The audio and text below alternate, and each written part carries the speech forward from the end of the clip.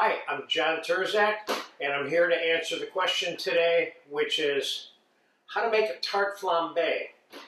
Tarte flambée, there's no flames involved in this. This is the name of a tart that goes back to an Alsatian area of where France and Germany meet. This particular preparation goes back to when ovens were first created in France around 12th century. And that's when there were only flames inside the oven, so everything was flambé, whether they liked it or not, you know. So what I have is some commercial puff pastry that I bought at the supermarket, and that's exactly what it looked like when I came out of the package. And I'm going to put a little bit of all-purpose flour on the table, and I'm going to turn this over onto it. I'm going to roll this out slightly. Could I get away with not rolling it out? Maybe. It's just a little too thick for me for the amount of time that it takes to cook this tart, and I want to make sure that the pastry gets cooked. If it's too thick, I don't want the edges of it burning while we're trying to get the rest of it cooked a little bit. So this is regular puff pastry, but you can certainly make this recipe with just about any kind of bread dough whatsoever. And bread dough is also sometimes known as pizza dough. So this is kind of dating back to 12th century kind of pizza out of France, but it's not really called pizza. So I'm going to use this plate as a template for cutting the circle out, because this is the size that I want. You can make these into rectangles, you can make triangles. Circles are pretty traditional.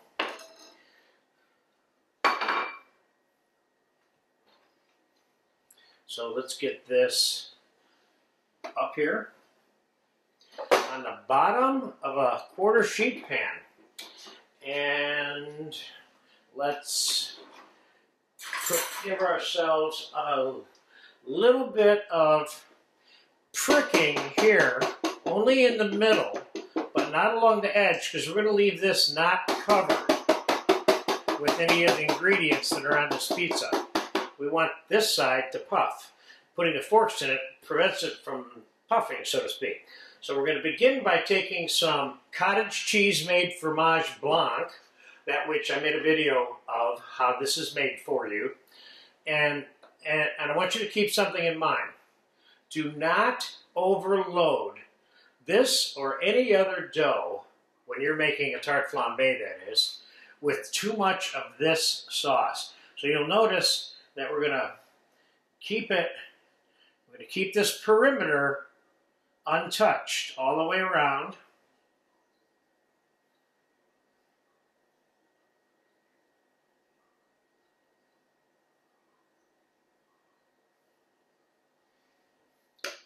Okay, so now we got that all spread around there the way we want. Another thing you want to keep in mind is don't overload this thing with a bunch of food. This is not per se a pizza. This is kind of like a snacky sort of thing. And that's something you probably would make for a main dish. So the traditional ingredients for the tarte flambée are the fromage blanc and a little bit of bacon. Notice I'm just putting a little bit of bacon on there and a little bit of onion. You can cook some of that onion in bacon fat if you want. And a little bit of fresh ground black pepper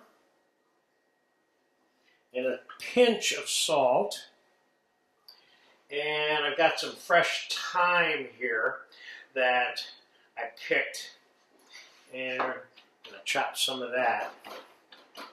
Put that, I love the thyme on this.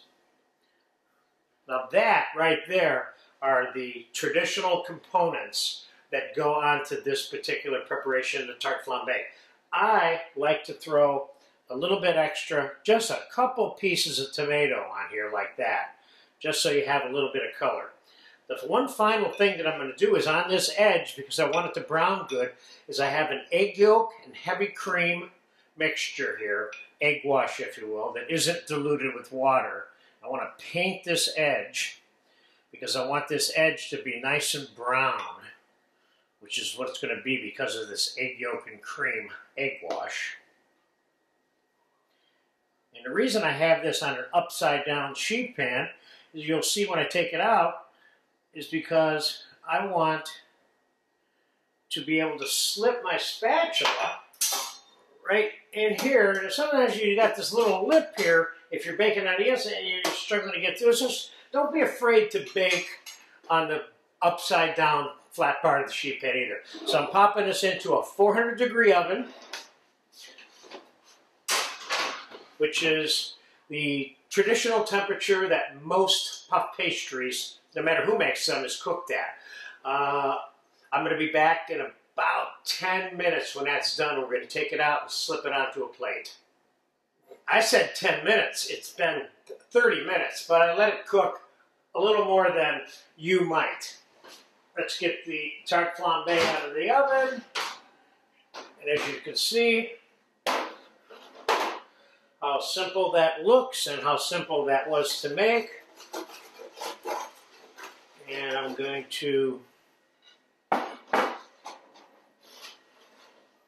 get it over here out of my plate. You see how firm that is? Let's take a look at the bottom of that. Can we do that? I can try. Let's take a look at the bottom. Can you see the bottom there?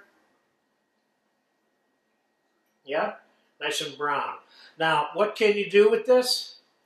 You can slice it like a pizza if you want, which is what I'm going to do. I'm going to cut this into 4 pieces, which makes it kind of a hors d'oeuvre, snacky kind of thing. Got a little crisp there. That's good. That's part of the reason why I left it in longer than one might leave it in. Sometimes it looks like it's done, but the trick is to dehydrate those layers in between. Let's take another look. See how nice and brown that is? Nice, nice, nice. So, how would you serve it? Just like this. The only addition I'm going to make to this is I'm going to put a little squeeze of olive oil on it for fun and a little bit of chopped parsley just to give it some color. So pretty much that's it. There's not too many other things to do to this. The most important thing for you to remember, well, first of all, don't overload it with the par-cooked bacon or the onions because it's just not that kind of a thing. This is not a pizza.